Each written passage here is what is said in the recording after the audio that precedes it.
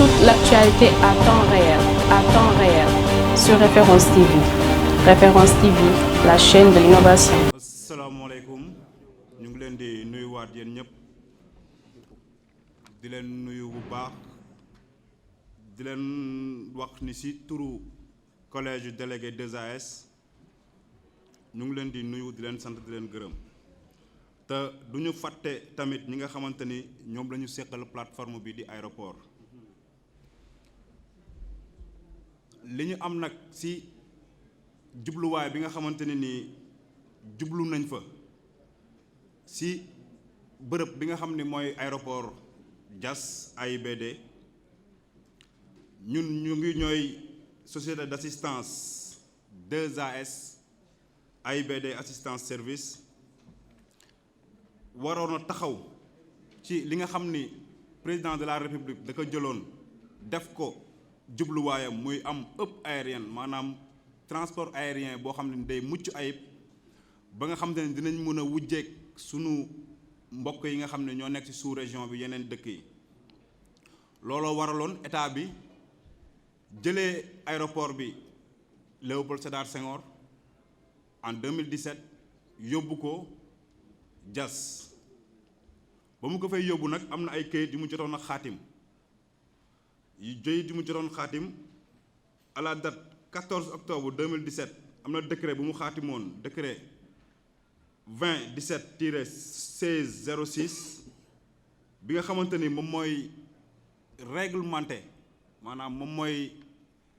wane jubluwaayu société yi nga xamante ne ñu ngi yëngu ci foofu nga xam ne ministre bi moo ko signé woon ak président bi ci boppam ñun nag 2AS société assistance bi ñu nekk sunu liggéey mu ngi wekku si ñun ñoo yor assistance administrative au sol maanaam avion yi bu ñu wàccee lépp loo xamante ne nii ci wàllu plan de chargement maanaam ni ñu leen di chargé wëg yépp ñun ñoo ko yor ñun ñoo yor tamit ci lépp loo xamante ne nii mooy bagage yi nga xamante ni moom la ñuy décharger di charger ñun ñoo koy liggéey ñun ñooy enregistrer passagers yi ñun ñooy coordonner lépp loo xamante ne nii ci liggéey la buy tourner ci tour avion bi mooy ci bi passager bi di jënd billet ba keroog muy yëg ci avion bi di dem 2AS nag nekk na benn société boo xamante ni mun nañ ne aéroport mënul fonctionner sans 2AS te 2AS nekkul société bu dëgër ñu gis ni nag depuis mat na at walla ëpp na sax at ñu ngi alerter di yëglu muy président de la république muy ñi nga xam ni mooy ministère bi nga xam ni moom la ñu affilié muy ministère des transports aériens waaye dañu dem ba toll ci jamono joo xamante ne nii lépp lu ñu doon waxtaan ak ñoom mun nañ ne kat gisuñu ci pas-pas ci seen boor te aéroport bi fu mu toll nii dafa laaj pas-pas te pas-pas bi aéroport bi laaj kenn mënu ko lu dul état ndax dafa toll foo xamante ne nii ñi nga xamante ne ñoom la ñu état jox ñu yore société bi muy seeni ay partenaires feeñal nañ ne amatuñu benn pas-pas ngir loolu ñoŋ te loolu noonu kat ñàkk ñoŋam dafa bëri ay risques maanaam dafa bëri ay musiba yoo xamante ni mën nañu ko jural ëllëg musiba yi bëri na mun nañu jural ñaanuñu ko yàlla avion sax bañ a naaw walla naaw ñu am ay incidents yu mu am walla avion dem ba wàcc fii ñu koy liggéey ci matériel yi ñuy jëfandikoo ngir liggéey ko matériel yi indi jéyee ci fi ñuy liggéeyee aéroport bi parce que matériel yi toll nañ foofu ndax matériel yi nga xamante ni moom la ñuy liggéeyee jamono ji mun nañ ne matériel la yoo xamante ni dafa xeewi maanaam depuis jamonoy Air Afrique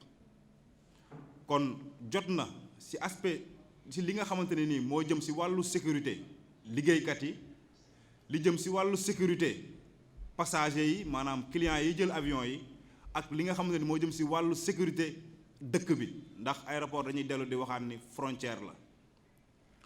ñu ngi nag taxawal conférence de presse bi ngir yëgal ñëpp kaa cas bi nga xamante ne nii mooy cas bu chaotique maanaam cas bu jéggi dayo bi société boobu nga xam ne mooy xolu aéroport bi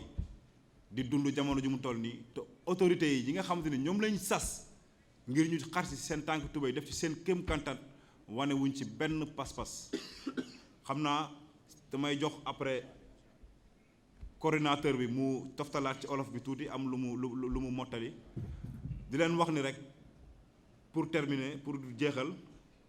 ni conférence de presse bi amul solo rek ci liggéeykat yi ñun en tant que sénégalais ci ñun la ëpp solo ndax aéroport bi am na jéye yu fi doon am du aéroport bi lay impacté du ñun liggéeykat yi lay jàpp mais day doot créer sax li ñuy tuddee incident diplomatique maanaam ay dëkk ak dëkk mun nañ ci am affrontement nu ñu koy waxee sax mun nañ ci am ay laale ndax